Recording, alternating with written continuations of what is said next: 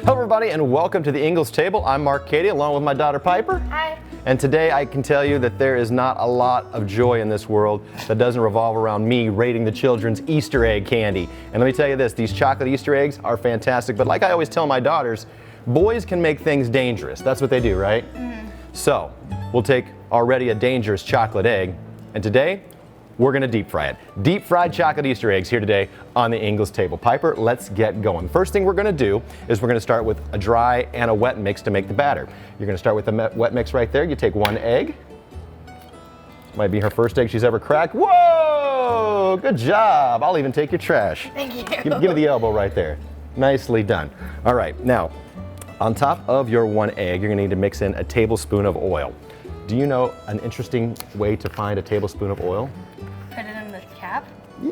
Look at the big brain on Piper. Put it in the cap. Most caps, these size caps when you find on your oil, are usually about a tablespoon, just so you know. So I will carefully measure the tablespoon. That will go right in there, and we will save the rest for this wonderful pot. And I know you're looking at the set going, good God, they couldn't find a better looking pot. This is my deep frying pot, okay? We have been deep frying in this thing for about 2 decades now, let me tell you that. So I'm just saying, don't judge my pot, judge the fried chocolate Easter eggs at the end of the day. That's all I'm saying, am I right? Mm-hmm. All right, so why don't you go ahead and get mixing that together. In addition to our egg and our oil, we will add 1 cup of cold milk. Right there. So I'll let you do all the mixing on that for me, please. 1 cup of milk, 1 tablespoon of oil, and 1 egg. That makes the wet mixture. While she's working on that, I'm gonna work on the dry mixture. The recipe calls for 2 cups of flour. 1 cup of flour is gonna go into a bowl that's gonna go into this wet mix here in just a moment. The other cup of flour will be for dredging as we get ready to drop our Easter eggs into the deep fryer. Now, we start off with a cup of flour right here. All we really need to do is add a pinch of salt. About like that. This kosher salt, which is my high recommendation for this recipe. In addition to that, we will also need 1 teaspoon of baking powder. I've been around the block a little bit. I can tell you what a teaspoon feels like. And that's pretty simple. All we're gonna do right there, we'll mix up the baking powder, we'll mix up the flour, and we'll mix up the salt all in there. And once we're done, we're ready to put these two together.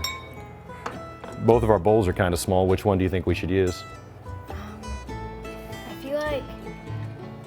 The dry going into the wet would work better because so the wet doesn't splash everywhere.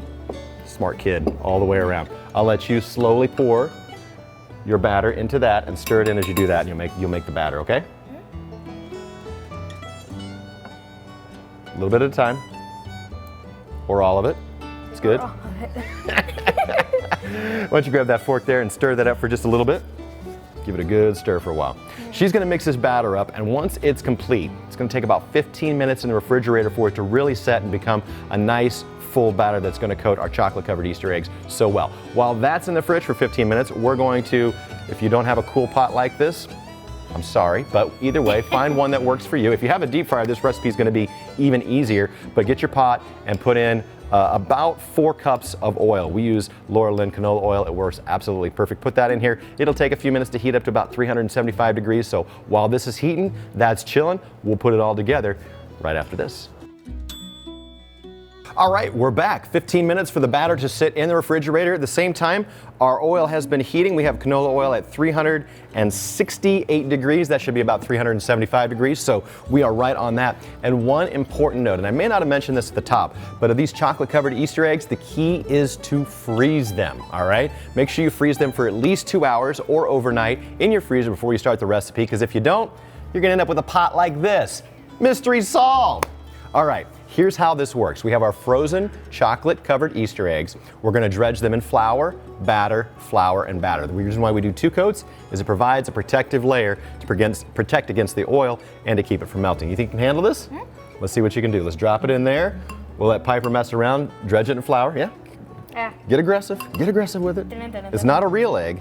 All right, pick it up, drop it in the flour. It's dry coat, it's wet coat, back in for a final dry coat. And then back in for a wet coat. You got it? Get it in there. One of the things is when you drop it into the oil, you want to make sure you kind of turn it pretty quickly. That'll keep it from dropping to the bottom and burning. How you feeling? Pretty good? Pretty good. Uh-oh.